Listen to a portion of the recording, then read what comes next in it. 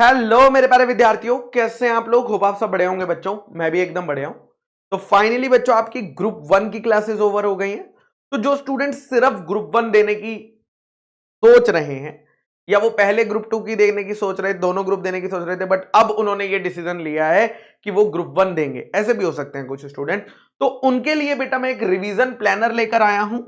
ये एक गाइडलाइन है, आप इसे अपने हिसाब से क्या कर सकते हैं, चेंज कर सकते हैं। ये एक बस एक गाइडलाइन वीडियो है आपको हेल्प करने के लिए कि आप जो प्लान बनाने जा रहे हो वो मोटा मोटा कैसा दिखना चाहिए, कितने आवर्स किस सब्जेक्ट को देंगे, उस हिसाब से हम बात करने वाले हैं। जैसे कि अब हमारे पास मेरे बच्चा अगर आप देखेंगे फरवरी पड़ा हुआ है, फरवरी, मार्च और अप्रैल। अप्रैल को हम पूरा काउंट नहीं करते यार, अप्रैल को हम पूरा काउंट नहीं करते। 20 अप्रैल तक की बात करेंगे, 20 अप्रैल तक की, क्योंकि आगे के दिन हो सकता है आरटीपीज, एमटीपीज या अदर रिवीजन में लगे हो। तो मैंने सिर्फ 20 ही दिन लिए हैं। तो फरवरी सर इस बार तो 2024 है, 29 कर दो। अरे यार तुम भी ना, 29 कर दो, इसे 31 कर दो, ठीक है, इसे 80 कर दो। चलो फाइनली टैली भी हो गया। मैं भी इतनी देर से सोच रहा था यार कि टैली नहीं हो रहा था। हा 80 डेज हो गए, 80 डेज हो गए। और डेली अगर आप बेटा 10 आवर्स की स्टडी करते हो, डेली अगर आप 10 आवर्स की स्टडी करते हो, तो मान लीजिए आपके पास पढ़ाई करने के लिए 800 घंटे हैं। ये वो आवर्स हैं जिसमें आपको सेल्फ स्टडी करनी है, 800 आवर्स। और ये कम नहीं होते बेटा 800 आवर्स। इसमें आराम से आपके 3 रिवीजन लग जाएंगे। सर क्या 3 रिवीजन होने चाहिए तो ही पास होंगे? नहीं, ऐसा नहीं है। हो सकता है आप पहला या दूसरा रिवीजन करके भी एग्जाम निकाल लो, बट एक नॉर्मली मैं बता रहा हूं कि आप 3 रिवीजन आसानी से कर सकते हैं अगर आप सिंगल ग्रुप के लिए जा रहे हैं। तो यहां पर बेटा इनको मैंने 4 सब्जेक्ट में बांटा है, मैंने इसको 3 सब्जेक्ट नहीं लिया। मैंने बिल्कुल इज्जत दी है, इनकम टैक्स अलग और जीएसटी अलग, अकाउंट्स, इनकम टैक्स, जीएसटी और लॉ। इन 800 आवर्स को हम कैसे बांटेंगे बेटा? अकाउंट्स में आपके 300 घंटे, इनकम टैक्स में आपके 200 घंटे, जीएसटी क्योंकि छोटा है इनकम टैक्स के मुकाबले 100 आवर्स, और लॉ बेटा आपके 200 घंटे।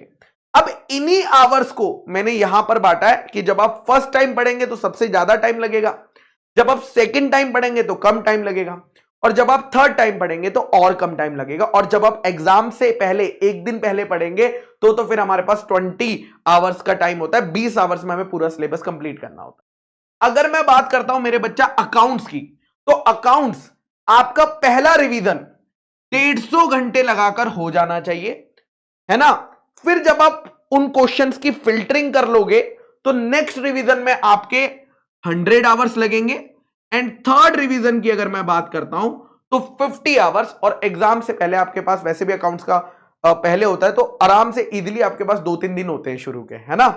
ठीक है, बाकी एग्जाम्स की तरह नहीं कि एक एक दिन मिल रहा है। दूसरा मेरे बच्चा अगर मैं बात करता हूं इनकम टैक्स की, इनकम टैक्स का फर्स्ट रिवीजन आपका 100 आवर्स हो सकता है, थोड़ा बहुत ज्यादा भी लग जाए फर्स्ट रिवीजन में क्योंकि टाइम लग जाता है।